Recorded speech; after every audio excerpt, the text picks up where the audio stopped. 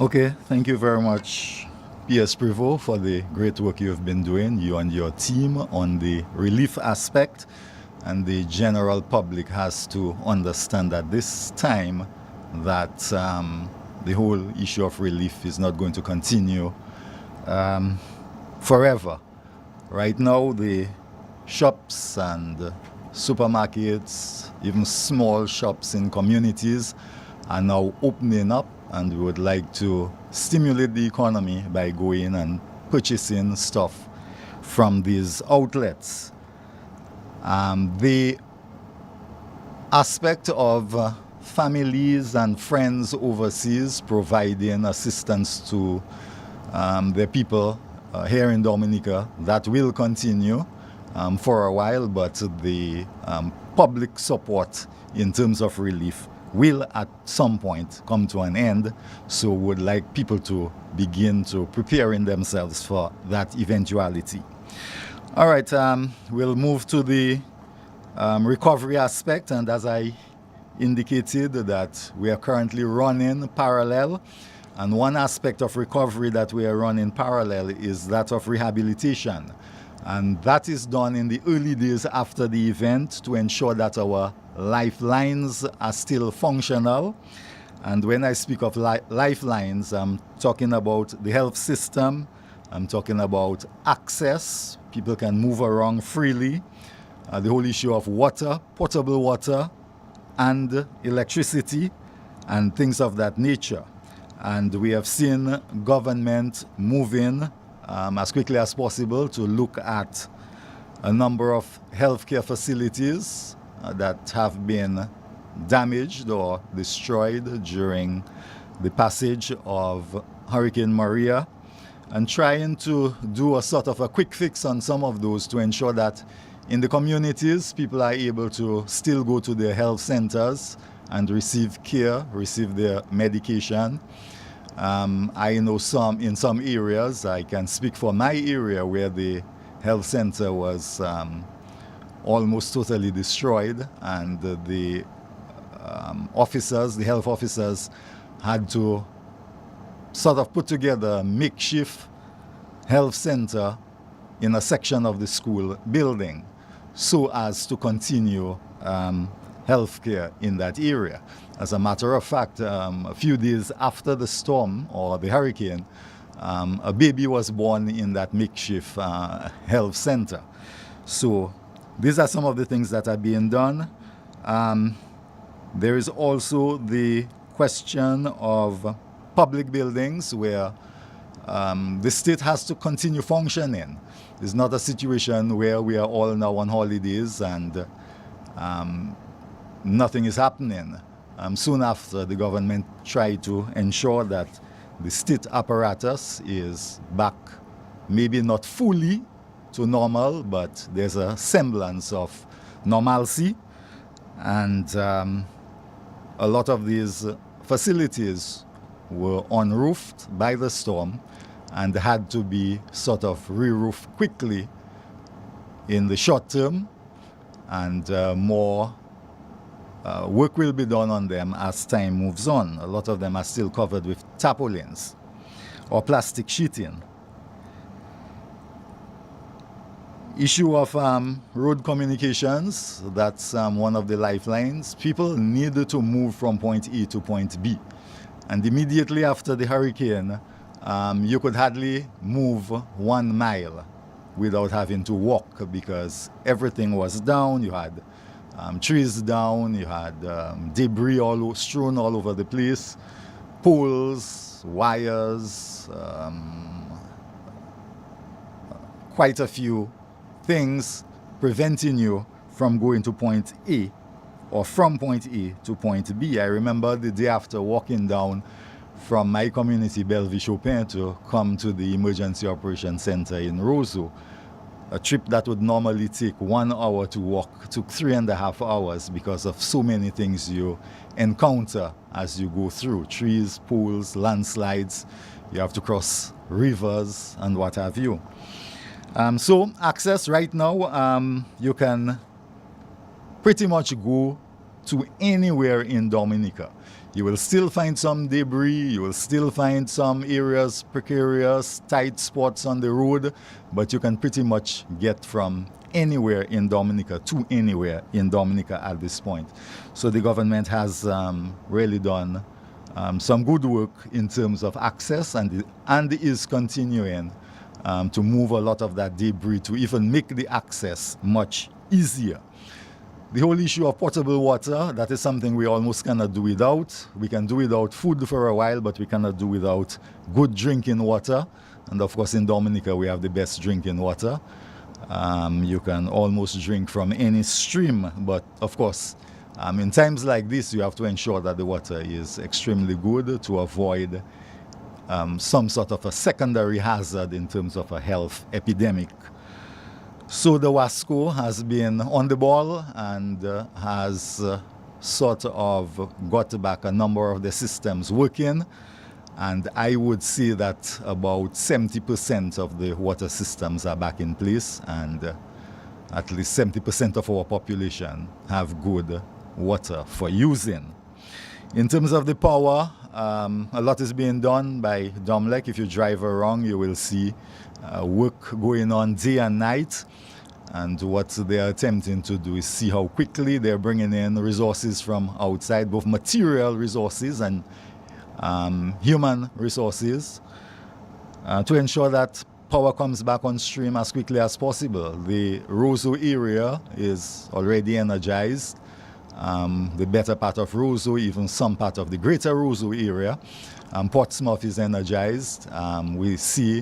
Every day we see new street lights. So when you walk around or drive around Roseau, you see more areas electrified, you see more street lights. So that is an ongoing process. It will go on for quite a while, because some of us who live in the deep rural areas, we can not even think of lights for Christmas. It's something that's going to happen next year. In terms of the other form of communications, which is telecommunications, the service providers, they have also been on the ball, and I would say that we may have something like 60-70% coverage around the island in terms of cell. Of course, the fixed line will take a while before it comes back on stream, but the cell phones, little problems. You should expect that from time to time. Even in the area where I live, once I leave Roseau and get to my home, I cannot get access to one of the service providers. I wouldn't mention which one, but I cannot get out, and people keep indicating that they've been calling me and cannot reach me. But once I get home, I cannot be reached on one of the service providers. But that will get better as time progresses. In terms of the television for entertainment, that's a little slow, but I don't think we need too much entertainment right now. I think we need to be working hard, so no time for entertainment. We need to bring back the country to where it was. So that will come on stream at some time, but we can hold back for a while on that. In terms of the cleanup, debris management has been a challenge, but every day we see we're doing much better on that. A lot of cleanup. Well, the whole of Roseau seems to be clean already, and going out to some of the country areas, you have a lot of heavy equipment, caterpillars and dump trucks on the move, trying to clean up the area. And even where a lot of the debris was stored for a while temporarily, we even already start seeing some cleanup in these areas. After a few days when all the stuff was dumped in the Goodwill area, I was a little worried as to how quickly we could get that place looking good again. And for the last few days, it has really been looking good. All you have is the zinc sheeting on one side. You have some of the lumber on another side, and a lot of the soil and sand and what have you have been moved. So there is some progress in that area. And PS Prevo mentioned livelihood. That's another area of Lifeline. We want to see people go back to work as quickly as possible.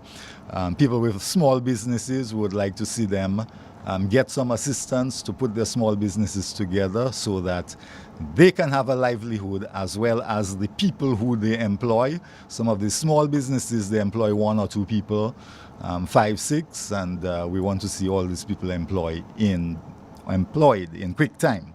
So that is the focus right now, the rehabilitation and getting the lifelines up and running. Very soon, I didn't mention the transitional shelters. The intention is to move people from emergency shelters to some sort of shelters.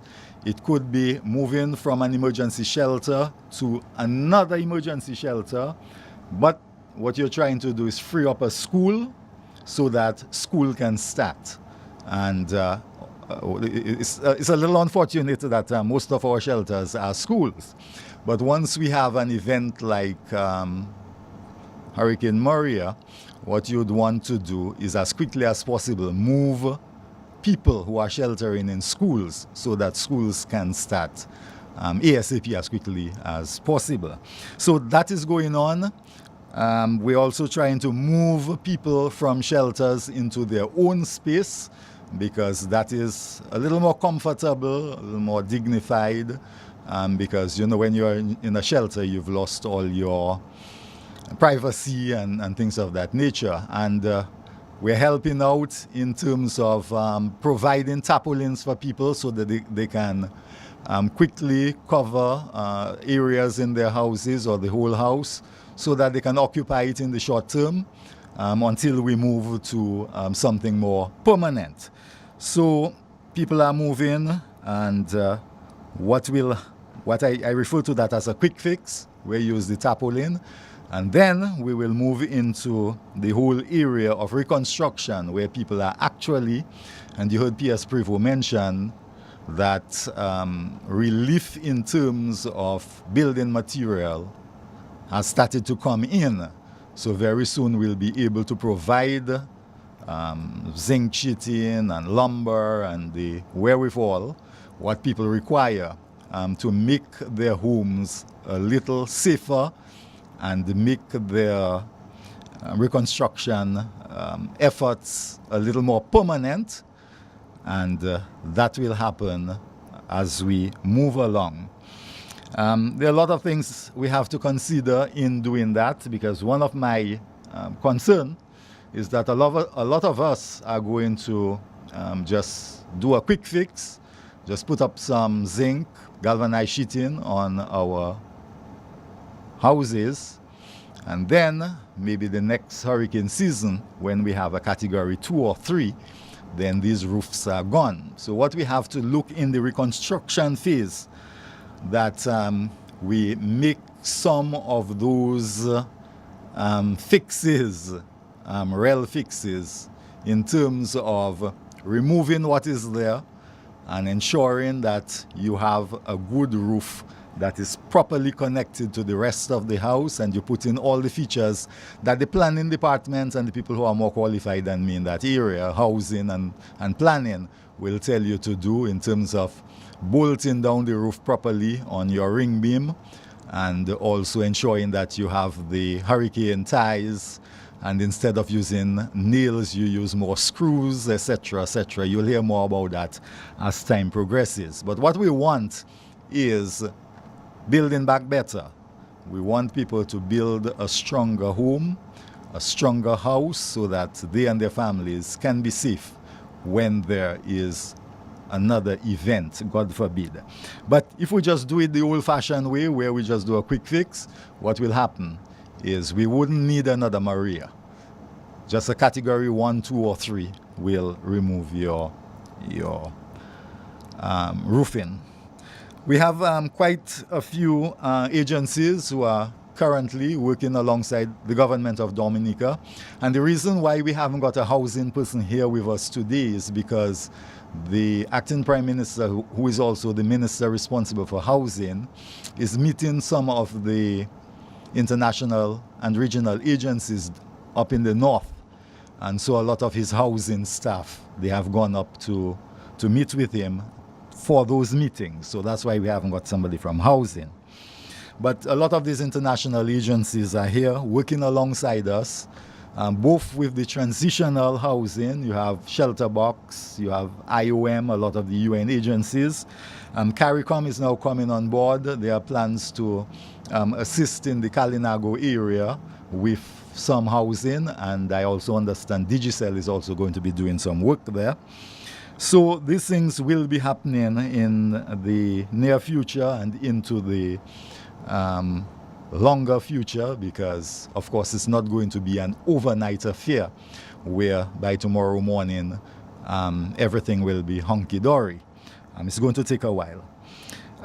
One of the recommendations, firm recommendations I would like to make, and when I was a National Disaster Coordinator years ago, I used to raise that issue, and many people thought that, oh, well, you know, that's maybe just an unnecessary expense we can do without and so on. Building is expensive, to build a house is expensive.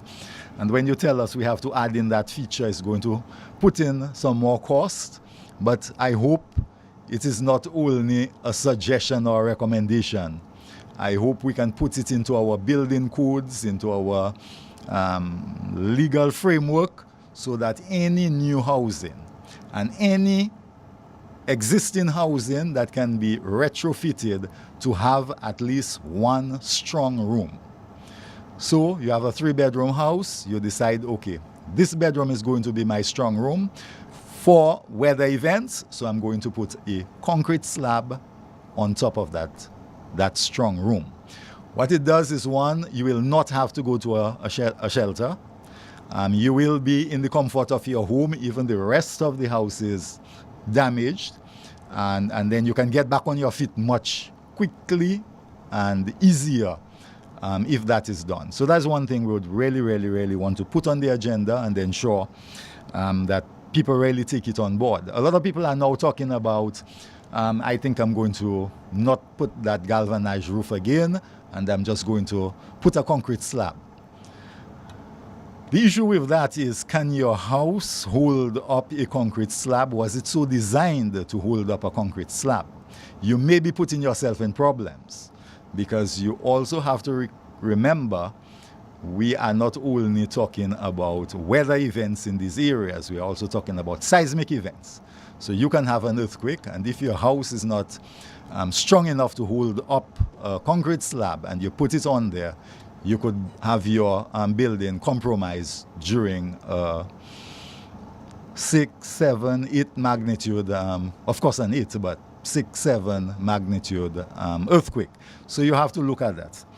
So whatever is done has to be done in tandem with the building codes, with the advice you will get from the housing division, the advice you will get from the planning division on doing those things.